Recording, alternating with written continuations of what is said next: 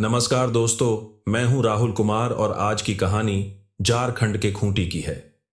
28 सितंबर 2019 की रात करीब 10 बजे का समय था। कार्तिक केसरी नाम का एक व्यक्ति अपनी पत्नी प्रीति केसरी के साथ झारखंड की राजधानी रांची से दुर्गा पूजा का सामान खरीदकर अपने घर खूंटी लौट रहे थे। उस समय सड़क पर ट्रैफिक बहुत कम था। वे दोनों सफेद रंग की एक वैगनार कार में थे। कार चला रहे 35 वर्षीय कार्तिक केसरी ड्राइविंग सीट पर बैठे थे और बगल की सीट पर उनकी पत्नी प्रीति बैठी थी। दोनों बहुत खुश थे और बातें करते करते अपने घर की ओर लौट रहे थे। उनका घर खूंटी जिले के पिठोरी के विक्टोरिया इलाके में था, लेकिन जैसे ही उनकी कार खूंटी जिले के बाड़ू चौक के पास पहुंची, तभी मोटरसाइकिल पर सवार दो युवकों ने उनकी कार को ओवरटेक किया और अपनी बाइक उनकी कार के सामने लाकर रोक दी। अचानक सामने बाइक आ जाने से कार्तिक ने तुरंत ब्रेक लगाया। उनकी कार मुश्किल से बाइक से टकराने से बची। तभी उन्होंने देखा कि वहां से कुछ दूरी पर एक सफेद रंग की स्कॉर्पियो कार पहले से खड़ी हुई थी। कार्तिक स्थिति को समझ पाते उससे पहले ही बाइक पर सवार दोनों युवक उनके पास आ गए और गालियां देते हुए उन्हें कार से बाहर निकलने को कहने लगे। इसी दौरान स्कॉर्पियो में बैठे दो युवक भी बाहर आ गए। उनमें से एक के हाथ में लोहे की रोड थी। यह देख कार्तिक समझ गए कि इनके इरादे अच्छे नहीं हैं। वह असमंजस में थे कि अब क्या करें। चारों ओर रात का सन्नाटा था और कोई मदद के लिए दूर दूर तक नहीं दिख रहा था। बाइक सवार युवक लगातार कार्तिक को गालियां देकर कार से बाहर आने को कह रहे थे। जब कार्तिक से और सहा नहीं गया तो वह कार से बाहर आ गए, लेकिन जैसे ही उन्होंने कार से बाहर कदम रखा, चारों युवक उन पर टूट पड़े। उन्होंने कार्तिक को बुरी तरह पीटना शुरू कर दिया। उसी दौरान लोहे की रोड लिए युवक ने उनके सिर के पीछे से जोरदार वार किया। वार इतना तेज था कि कार्तिक का सिर फट गया। दर्द से चीखते हुए वह जमीन पर गिर पड़े। कार्तिक के गिरते ही उनके आसपास खून फैलने लगा। प्रीति कार के अंदर सहमी हुई। अपने पति को अपनी आंखों के सामने दम तोड़ते हुए देख रही थी। चारों युवकों को जब यह लगा कि कार्तिक अब मर चुका है तो वे वहां से चले गए। हमलावरों के भाग जाने के बाद प्रीति रोते हुए कार से बाहर निकली। उसने अपने पति कार्तिक को हिलाकर देखा, लेकिन वह बिल्कुल भी नहीं हिला। उसे समझ आ गया कि कार्तिक अब इस दुनिया में नहीं रहा। यह देखकर प्रीति जोर जोर से रोने लगी। उसे समझ नहीं आ रहा था कि इस मुश्किल घड़ी में वह किसे बुलाए या किससे मदद मांगे। इसी बीच रोते रोते प्रीति को अपनी बड़ी बहन का बेटा शंकर याद आया। उसने तुरंत शंकर को फोन करके सारी बात बताई। मौसी की बात सुनकर शंकर घबरा गया, लेकिन उसने खुद को संभाला और प्रीति को सांत्वना दे देते हुए कहा कि वह जल्दी से वहां पहुंच रहा है। फोन रखते ही शंकर घटनास्थल की ओर निकल पड़ा। प्रीति ने इस घटना की सूचना अपने ससुर जनार्दन केसरी और चचेरे देवर रणजीत को भी दी। दोस्तों, वीडियो में आगे बढ़ने से पहले वीडियो को लाइक जरूर करें, एक छोटा सा कमेंट भी कर दें और चैनल को सब्सक्राइब करना भी ना भूलें। तो चलिए आगे बढ़ते हैं वीडियो में और सब कुछ विस्तार से समझने की कोशिश करते हैं। कार्तिक के ऊपर हमला की सूचना मिलते ही कार्तिक के परिवार के सभी लोग मौके पर पहुंच गए। जब शंकर वहां पहुंचा तो उसने तुरंत समझदारी दिखाते हुए सबसे पहले कार्तिक के सिर से बहते खून को रोकने की कोशिश की। उसने एक गमछा लिया और कार्तिक के सिर पर बांध दिया। इसके बाद वहां मौजूद लोगों ने मिलकर कार्तिक को एक कार में डाला और जल्दी से अस्पताल ले गए। अस्पताल पहुंचने पर डॉक्टरों ने बताया कि कार्तिक की मौत पहले ही हो चुकी थी। चूंकि यह इलाका कांके थाने के अंतर्गत आता था, इसीलिए जब पुलिस को इस हत्या की जानकारी मिली तो थाने के एसओ विनय कुमार सिंह अपनी टीम के साथ तुरंत अस्पताल पहुंच गए। कार्तिक के जानने वाले और इलाके के लोग भी इस खबर को सुनकर बड़ी संख्या में अस्पताल पहुंच गए, क्योंकि कार्तिक सिर्फ राशन डीलर ही नहीं बल्कि एक सम्मानित सामाजिक कार्यकर्ता भी था। भारी भीड़ देखकर एसओ विनय कुमार सिंह ने तुरंत एसएसपी अनीश गुप्ता को हालात की जानकारी दी और अतिरिक्त पुलिस फोर्स भेजने की मांग की स्थिति को संभालने के लिए एसएसपी ने पिठोरी थाने के एसओ विनोद राम को फोर्स के साथ अस्पताल भेजा। दोनों थानों की पुलिस ने वहां पहुंचकर हालात पर काबू पाया। कुछ समय बाद एसपी अमित रेणु और डीएसपी नीरज कुमार भी अस्पताल पहुंच गए और स्थिति को पूरी तरह से नियंत्रण में लिया। कार्तिक के घर वाले पुलिस अधिकारियों से लगातार एक ही मांग कर रहे थे कि उनके बेटे के हत्यारों को जल्द से जल्द गिरफ्तार किया जाए।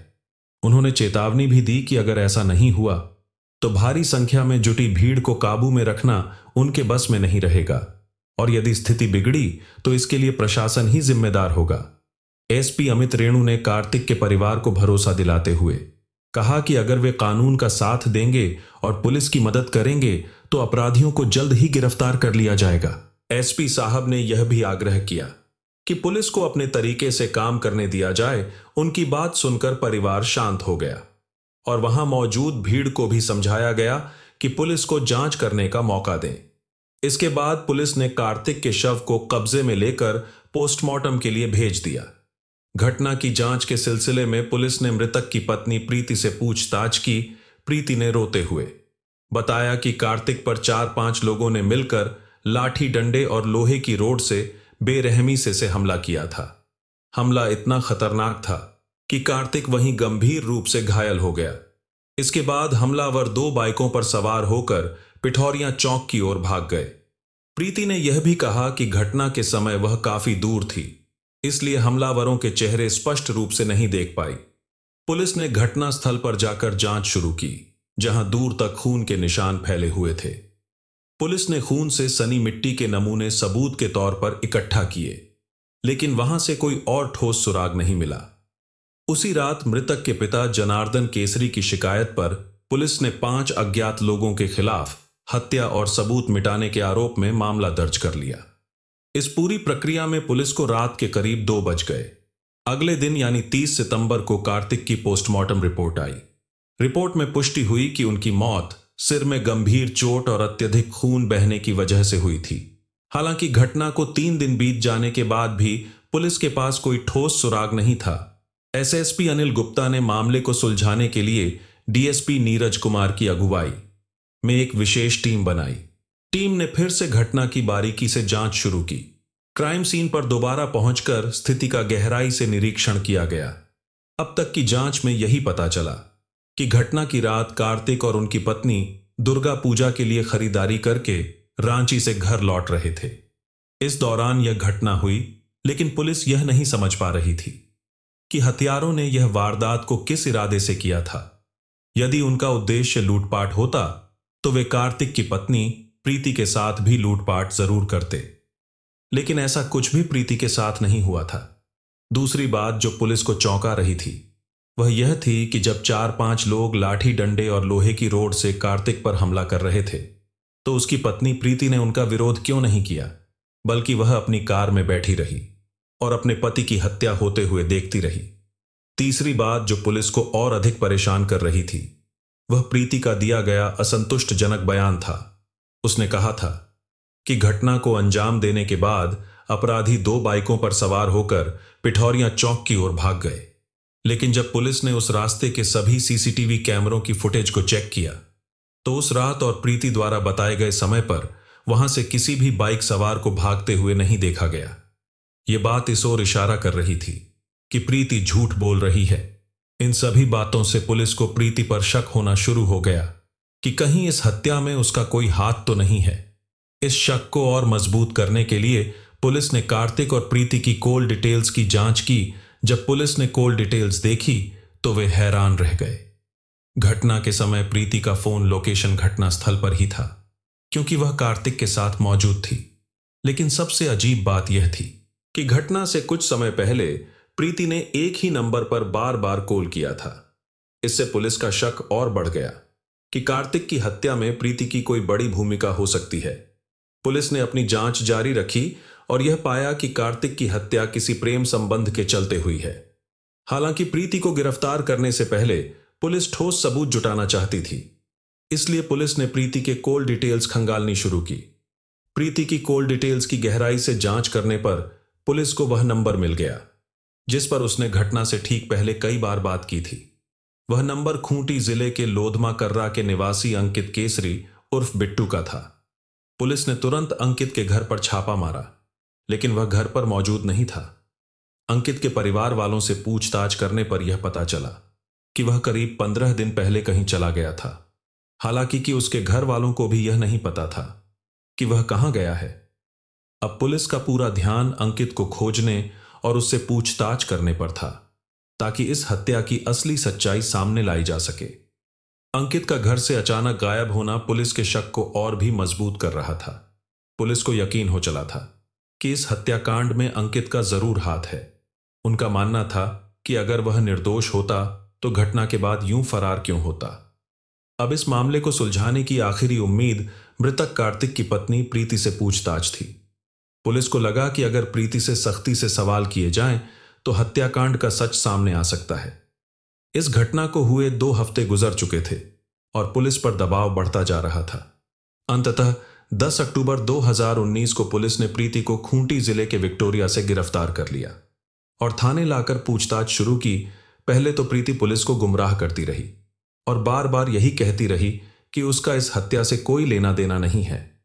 वह खुद को निर्दोष साबित करने की कोशिश करती रही, लेकिन जब पुलिस ने उसके सामने अंकित और उसकी कॉल डिटेल्स रखी तो प्रीति घबरा गई। सच्चाई सामने आने के डर से उसने आखिरकार अपना गुनाह कबूल कर लिया। उसके बाद उसने जो कहानी बताई वह बेहद खतरनाक और रोंगटे खड़े करने वाली थी, जिसे सुनकर आप भी चौंक जाएंगे।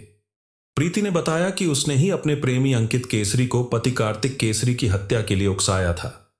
अंकित ने अपने साथियों के साथ मिलकर इस हत्या को अंजाम दिया। प्रीति की इस करतूत को सुनकर हर कोई हैरान रह गया। उसने अपने ही पति की हत्या की साजिश रचकर सभी को चौंका दिया। इसके बाद पुलिस ने प्रीति को अदालत में पेश किया, जहां से उसे जेल भेज दिया गया। प्रीति से पूछताछ के दौरान कई अन्य आरोपियों के नाम भी सामने आए, जिनमें अंकित केसरी, उज्ज्वल केसरी, दीपक लिंडा और विशाल कुंवर पांडे शामिल थे।